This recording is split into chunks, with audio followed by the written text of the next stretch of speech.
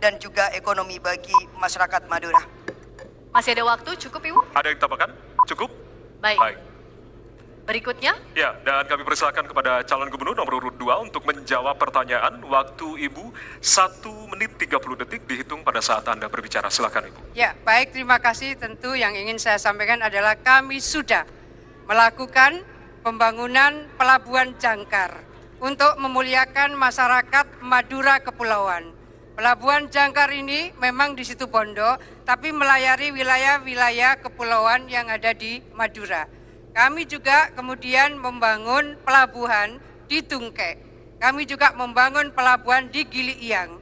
Kami juga melakukan renovasi pelabuhan di Masa Lembu. Semuanya adalah untuk membangun koneksitas masyarakat Madura Kepulauan. Kami kemudian juga bersama PLN, kami menyiapkan PLTS sudah, jadi bukan akan, sudah kita lakukan PLTS di 22 pulau yang ada di Sumeneb. Harapan kami adalah mereka terkoneksi power plant, mereka terkoneksi perhubungan lewat laut, dan untuk kesehatan kami ingin menyampaikan bahwa kami setiap tahun 4 kali kami kirim kapal dengan dokter-dokter spesialis, kemudian mereka memberikan layanan-layanan kesehatan di pulau-pulau yang ada di Madura. Kami berharap bahwa ini cara kami memuliakan masyarakat Madura dan cara kami membangun keberdayaan mereka, termasuk di dalamnya adalah pada saat musim kemarau seperti sekarang. Dulu ketika masih kami aktif bersama Mas Emil, kami harus kontak dengan KSAL, kami pinjam KRI untuk memberikan bantuan air bersih kepada mereka yang ada di kepulauan. Terima kasih, waktu habis. Mohon Baik, tenang, mohon Ibu tenang, Bapak. Bapak Ibu, Mohon tenang. Kita akan lanjutkan ya. Berikutnya kami beri kesempatan Cagup nomor urut 1 menanggapi jawaban Cagup nomor urut 2. Waktu Anda 1 menit dihitung saat mulai berbicara. Iya, kalau bagi saya akhirnya dengan penjelasan dari Ibu Khofifah itu, jembatan Suramadu masih sebatas menjadi jembatan rakyat tapi belum menjadi jembatan ekonomi. Penting untuk memastikan bahwa hilirisasi pertanian, peternakan, lalu juga perikanan itu bisa didongkrak dan bisa didorong di Pulau Madura. Di sana memiliki garam, kenapa kita tidak dukung ekosistem pergaraman yang membuat garam di Madura memiliki kandungan NaCl 97 sehingga bisa diserap oleh industri dan kita tidak perlu impor lagi garam. Tahunan kita ini impor garam itu triliunan, sementara garam itu ada di depan mata kita. Itu cara kita menolong Madura, cara kita mengungkit kesejahteraan Madura, dan cara kita mencintai Madura. Yang kedua ada ekosistem tentang pertanian. Di sana dulu adalah tempatnya gandum, tempatnya jagung. Tapi kita impor jagung juga triliunan. Andaikan kita mendukung ekosistem di sana, maka Madura menjadi sumber pangan jagung terdepan di Indonesia. Terima kasih. Masih ada waktu? Mau cukup? Ibu, baik. Baik. Ya. Baik. Dan kita akan lanjutkan, kita akan berikan kesempatan kepada calon gubernur nomor urut 3 untuk merespon jawaban dari calon gubernur nomor urut 2 dan 1. Waktu Ibu 1 menit dimulai pada saat berbicara, silakan. Terima kasih. Yang pertama adalah tanpa adanya infrastruktur yang baik di Madura, maka itu akan menjadi kesulitan. Yang pertama adalah masalah air.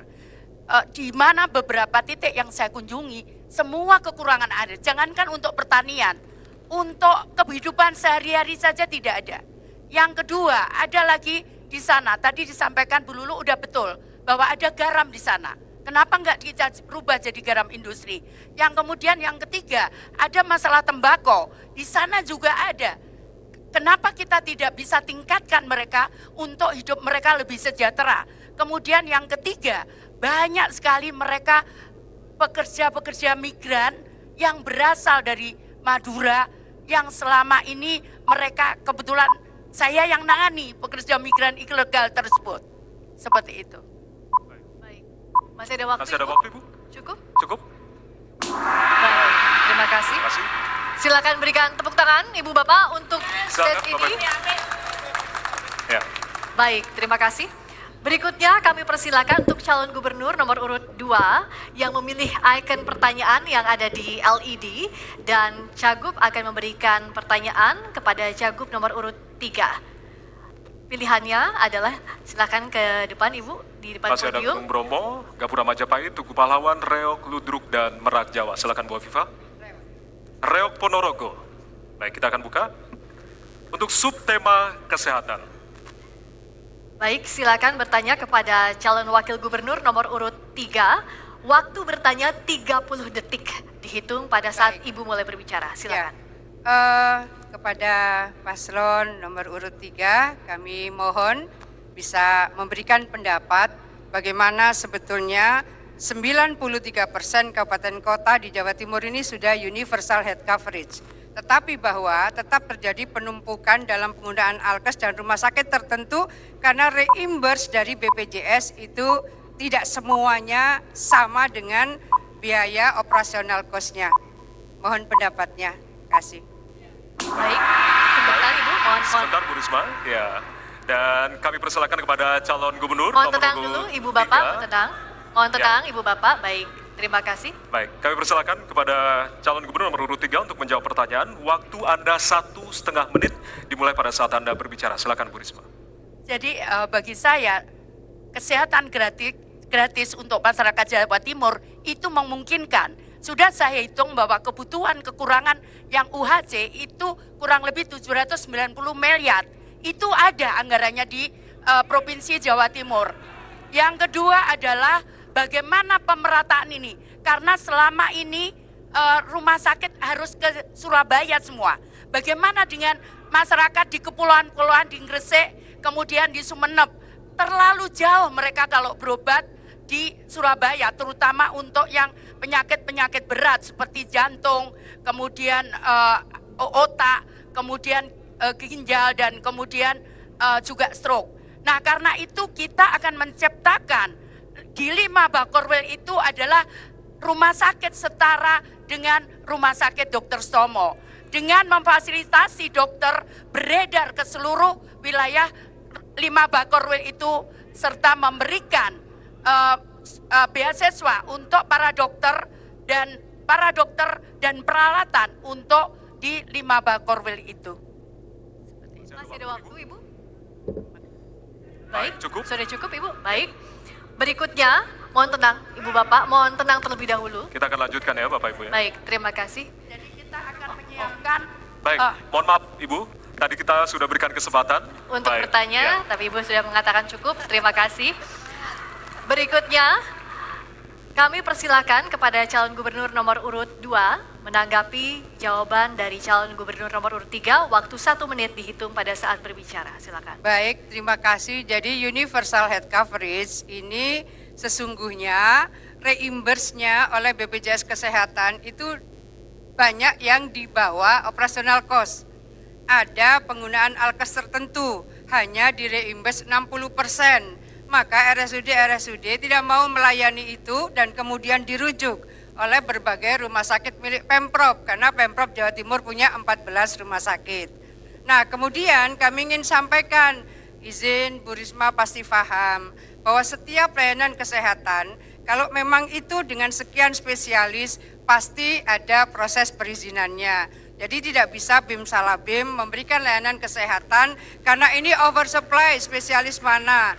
Jadi beliau punya niat luar biasa, pemerataan layanan kesehatan harus kita lakukan, tapi kami izin Bu Risma juga sedang menyiapkan rumah sakit tipe B di Pamekasan, supaya masyarakat Madura bisa mendapatkan layanan lebih baik. Terima kasih, waktu habis. Ya.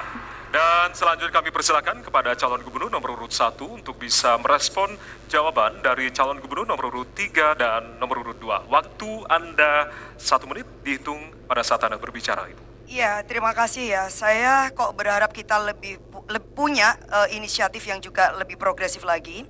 Karena memang BPJS tidak mengcover banyak hal, terutama misalnya kalau ada korban kekerasan seksual, kemudian juga korban KDRT, itu juga tidak di-cover. Kemudian juga anak-anak yang menderita ODA, itu juga kemudian tidak di-cover. Andai kan kita punya komitmen politik dan komitmen anggaran, misalnya BPJS pun tidak bisa mengcover, maka kita bisa memberikan dukungan itu dengan mengcover biayanya. Kemudian yang kedua, perlindungan jaminan kesehatan itu juga sangat penting, misalnya bagi kerja-kerja yang berisiko seperti nelayan dan juga petani. Mengapa kemudian itu tidak kita lakukan? Maka Lulu Lukman kalau jadi gubernur, semua kelompok-kelompok rentan inilah yang akan kemudian kita cover kesehatannya dengan anggaran yang memadai. Dan kita yakin bisa, karena Jawa Timur punya anggaran, jangan dibuang percuma, kita gunakan untuk rakyat kita. Terima kasih. Masih ada waktu, apakah mau ditambahkan? Cukup, baik. Berikan tepuk tangan untuk seluruh calon gubernur Silakan Bapak Ibu. yang sudah menjawab pertanyaan dan memberikan pertanyaan. Ya. Berikutnya kami persilakan calon gubernur nomor urut 3 untuk memilih icon pertanyaan yang ada di LED.